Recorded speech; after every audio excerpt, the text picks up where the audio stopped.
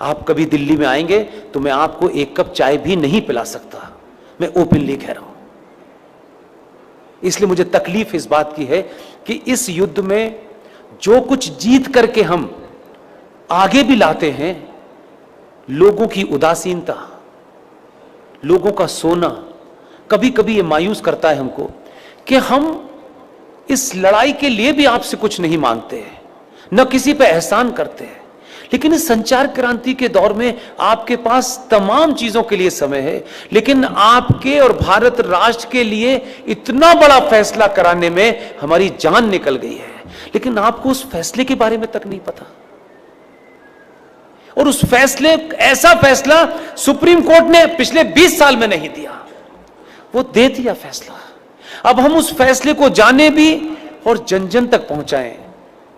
हम पे थोड़ा रहम कीजिए, हम पे थोड़ा तरस खाइए भाई।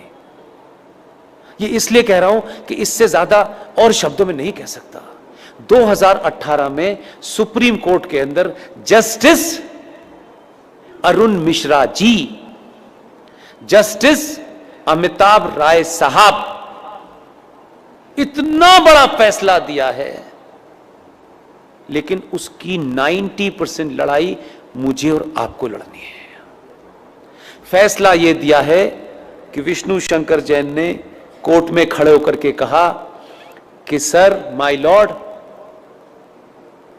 देश के स्टेशन हो, बस स्टैंड हो, सड़क हो, एक्सप्रेसवे हो, जितनी भी सार्वजनिक जगह हैं इस देश में, हर सार्वजनिक जगह के ऊपर मस्जिदें बनी हुई हैं, मज़ारें बनी हुई हैं और बेतहाशा बनी हुई हैं। सड़कों के बीचों बीच में पीर बाबा मर गए हैं, कहीं स्टेशन पे मर गए हैं, कहीं छत पे मर गए हैं, यानी फ्लाईओवर तक पे भी पीर बाबा मरे हैं। ये भारत के सार्वजनिक और सरकारी जमीन के ऊपर एक जिहाद चल रहा है ताकि कोई भी इनके खिलाफ न बोल सके। सुप्रीम कोर्ट के दोनों जजों ने हमारी पिटीशन को सुना और लंबी चौड़ी बहस नहीं की। हमारे सामर्थ्य के और हमारी जितनी ताकत थी, आप सोचिए कि हम किन किन चीज़ों से घिरे हुए हैं, उसके बावजूद भी यहाँ मज़ार है, वहाँ मज़ार है, इसका डॉक्यूमेंटेशन करने में हमने जितनी ताकत लग सकती थी लगाई। लेकिन हमारे पास ना इतना पैसा है कि हम देश में घूम घूम के यही काम करें। सुप्रीम कोर्ट ने एक फैसला दिया और फैसला क्या कहा है, उन्होंने रास्ता नहीं छोड़ा, इसमें अब कोई नया एंगल नहीं हो सकता।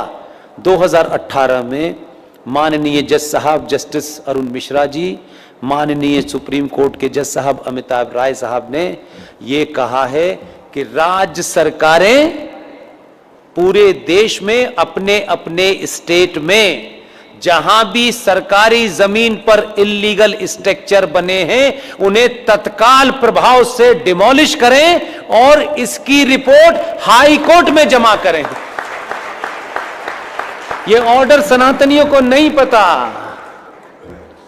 यह भी कोई जिहादी आपको बताने आएगा। आपको अपने फायदे की भी चीज पता नहीं है, शत्रु का भी पता नहीं है भाई, तो कैसे समझाएं? घर घर जाके समझाने की हमारे पास ताकत नहीं है।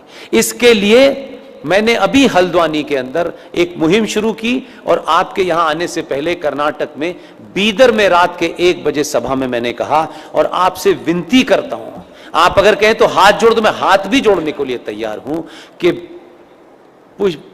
पुष्पेंद्र कुलश्रेष्ठ, क्योंकि वही एक चीज वेरीफाइड है और वेरीफाइड नहीं है। आप अपने शहर में जाएं, पिकनिक पे जाएं, आपको इतनी सेल्फी लेने की आदत है, अच्छी बात है। जहां भी जाएं, मज़ार आपको, मस्जिद आपको सड़क पे कहीं नजर आए, कार बराबर में रोकिएगा, उसके साथ बैठ कर के एक सेल्फी लीजिएगा। आपकी तस्वीर हो उस मज़ार की, उस मस्जिद की जो सार्वजनिक स्थलों पे बनी हुई हो, उसकी सेल्फी लेकर के मेरे फेसबुक अकाउंट पर पुष्पेंद्र कुलश्रेष्ठ वेरीफाइड पर पोस्ट इसलिए कर दीजिए कि उसी का प्रिंट आउट निकाल करके हमको कोर्ट में जमा करना।